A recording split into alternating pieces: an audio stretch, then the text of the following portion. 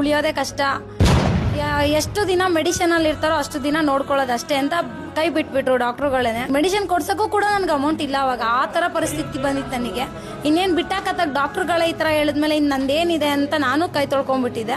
ಅಷ್ಟರಲ್ಲಿ ಇಲ್ಲಿಗೆ ಬಂದಮೇಲೆ ಈ ಥರ ಕರ್ಕೊಂಡು ಬಂದರು. ಇಲ್ಲಿಗೆ ಬಂದಮೇಲೆ ಇವ್ರಿಗೆ ತಾಯಿ ಕಾಳಿಕಾಂಬ ದೇವಿ ಕಂಡುಬಿಟ್ಟು ನನ್ನ ಕಷ್ಟ ಎಲ್ಲ ಪರಿಹಾರ ಮಾಡ್ಕೊಂಡಿದ್ದಾಳೆ. ನಂಗೆ ಒಳ್ಳೇದು ಮಾಡಿದ್ದಾರೆ. ತುಂಬ ಚೆನ್ನಾಗಾಗಿದ್ದೀನಿ. ಫಸ್ಟ್ ಟೈಮ್ ಬಂದಾಗ ನನಗೆ ನಡೆಯೋದಕ್ಕೂ ಆಗ್ತಾ ಇರಲಿಲ್ಲ. ಬ್ಲ್ಯಾಕ್ ಮ್ಯಾಜಿಕ್ ಆಗಿರೋ ಕಾರಣ ನನಗೆ ಕೈ ಕಾಲು ಎರಡು ಸುಸ್ತು. ನನಗೆ ಎದ್ದೇಳೋಕೆ ಆಗ್ತಾ ಇರಲಿಲ್ಲ ಬೆಡ್ಡಿಂದ ಕೂಡ. ಸಂಡೇ ಅಂಜನಾ ಶಾಸ್ತ್ರ ಹೇಳ್ತಾರೆ. ಆ್ಯಕ್ಚುಲಿ ಅದು ಬಂದು ಕೇಳಿದಾಗ ನಮಗೆ ಇದೇ ಥರ ಆಗಿದೆ ಅಂತ ಪಕ್ಕ ಹೇಳಿದ್ರು. ನಮ್ಗೆ ಗೊತ್ತಿತ್ತು ಆಲ್ರೆಡಿ. ಆದರೂ ಇವರು ಅದೇ ಹೇಳಿದ್ರಲ್ವಾ, ನಂಬಿಕೆ ಒಂದು.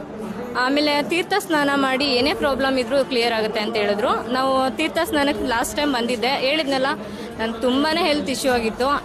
ಇವಾಗ ಸೆಕೆಂಡ್ ಟೈಮ್ ಬರ್ತಾ ಇದ್ದೀನಿ, ಫುಲ್ಲು ಆರಾಮಿದ್ದೀನಿ. ಇನ್ನು ನೆಕ್ಸ್ಟ್ ಟೈಮ್ ಬರ್ಬೇಕು ಅಂದ್ಕೊಂಡಿದ್ದೀನಿ.